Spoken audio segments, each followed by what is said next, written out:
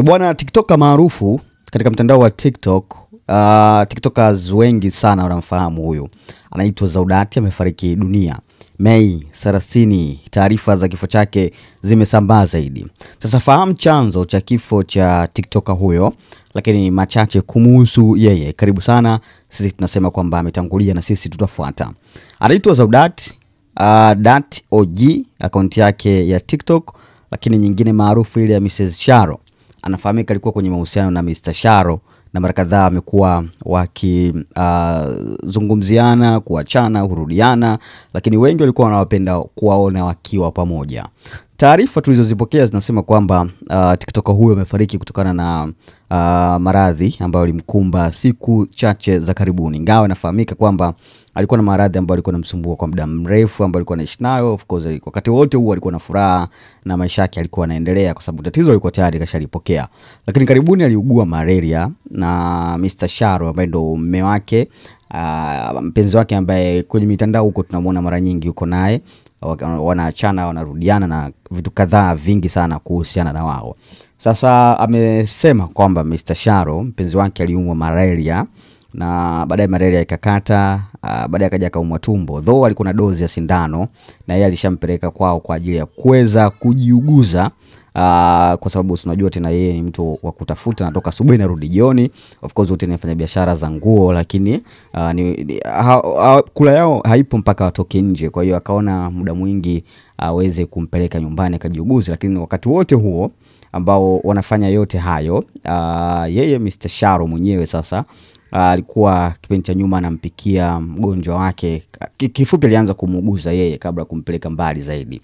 Lakini sasa taarifa zinazosambaa ni kwamba amefariki kutokana na ugonjwa huo wa tumbo ambao ulikuwa unamsumbua mara ya mwisho kabisa, lakini malaria ndio ilianza kumshika, ingawa malaria tayari ilishapona.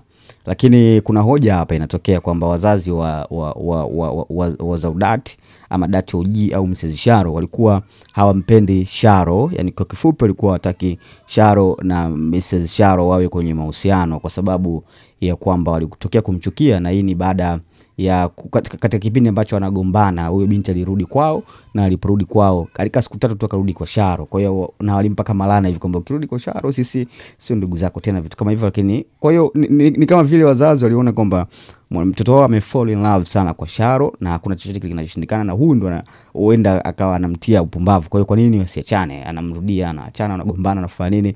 Lakini yote hayo yalipotokea, Mrs. Sharo sasa Zaudati akawa anaishi sasa, yani badala wakigombana na Sharo, badala ya kwenda nyumbani anakwenda kwa mashoga zake na vitu kama hivyo. Na hiyo ni moja kati ya sababu ambayo inafanya mashoga wa Zaudati wamchukie sana Mr. Sharo.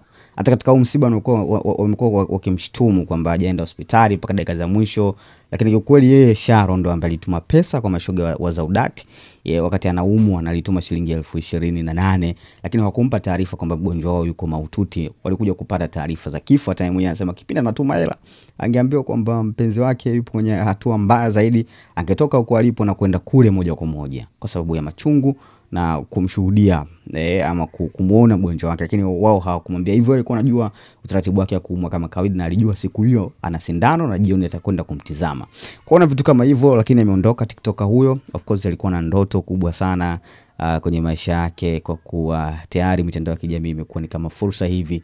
Kadiri unavyoitumia na unavyopata wafuasi, ndo katika sehemu za wewe kuendelea kujitengenezea nafasi nzuri, kupata matangazo na kadhalika. Kwa hiyo ameondoka mapema mno, lakini ameondoka tayari akiwaacha na majonzi mashabiki wake ambao wanaona kama safari yake imeishia hapo alipo. Of course tutakuletea taarifa mbalimbali kuhusiana na yeye, update zote tutakazozikamata kutoka msibani sisi tutakusogezea karibu na watu wake wa karibu wanasemaje. RIP hakika Zaudati, Mrs. Sharo umetangulia, wengine watafuata.